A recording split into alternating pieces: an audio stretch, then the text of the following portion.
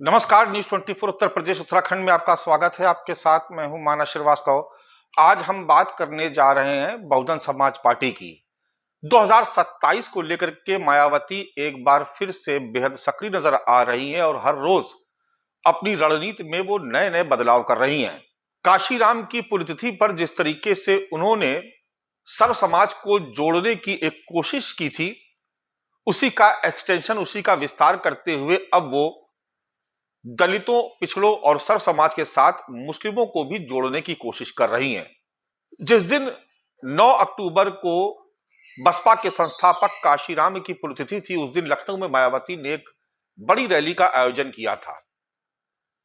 अगर उस रैली के उनके पूरे भाषण को अगर सुना जाए और उसका विश्लेषण किया जाए तो एक बात जो बिल्कुल साफ तौर पर नजर आती थी, उनके निशाने पर भारतीय जनता पार्टी से कहीं ज्यादा समाजवादी पार्टी और उसके मुखिया अखिलेश यादव थे और दूसरे नंबर पर कांग्रेस पार्टी थी।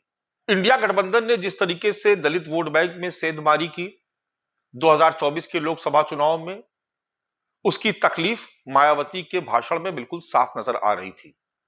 लेकिन साथ साथ मायावती ये भी कहना नहीं भूली कि उनकी सरकार ने सर्व समाज के लिए किस तरीके से काम किया था, यानी ब्राह्मण और क्षत्रियों के लिए खासतौर से उन्होंने किस तरीके से काम किया था।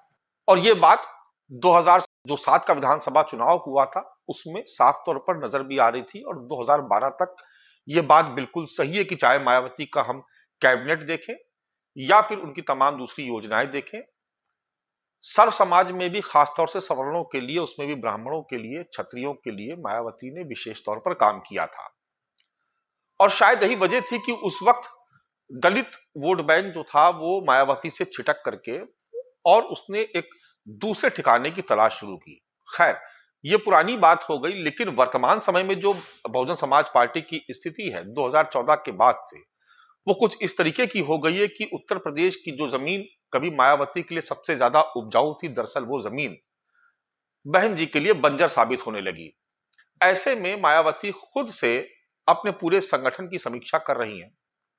अब भाईचारा कमेटी, यानी भाईचारा कमेटी जिसमें दलित और सर्व समाज के साथ मुस्लिमों को भी जोड़ा जाता है, उसको मायावती अब हर जिला और मंडल स्तर पर उसको एक्टिवेट कर रही हैं। अब सीधे सीधे ये निशाना है समाजवादी पार्टी के वोट बैंक पर।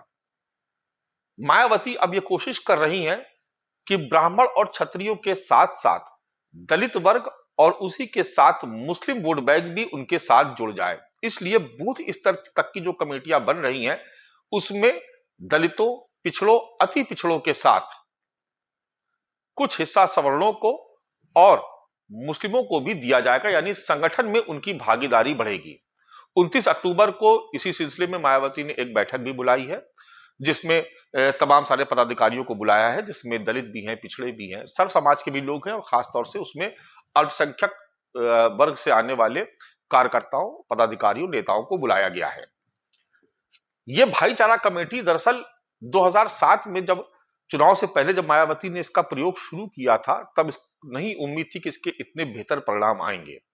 एक तरफ सतीश चंद्र मिश्रा की अगुवाई में ब्राह्मण समाज को जोड़ने की कोशिश की जा रही थी। उस वक्त ब्राह्मण समाज का जो एक बड़ा वर्ग था वो भारतीय जनता पार्टी का साथ छोड़कर के अप्रत्याशित तरीके से मायावती के साथ खड़ा नजर आया और उत्तर प्रदेश में कई दशक के बाद किसी पार्टी की अकेले अपने दम पर पूर्ण बहुमत की सरकार बनी और बहुजन समाज पार्टी के लिए भी यह पहला मौका था कि गठबंधन से अलग उसने अपने दम पर उत्तर प्रदेश में पूर्ण बहुमत की सरकार बनाई। हालांकि बाद में कभी भी यह फार्मूला कामयाब नहीं हुआ। उस वक्त तमाम तरीके के शोध पत्र भी इस पर जारी किए गए कि मायावती ने कैसे सोशल इंजीनियरिंग के जरिए अपनी सरकार बनाई।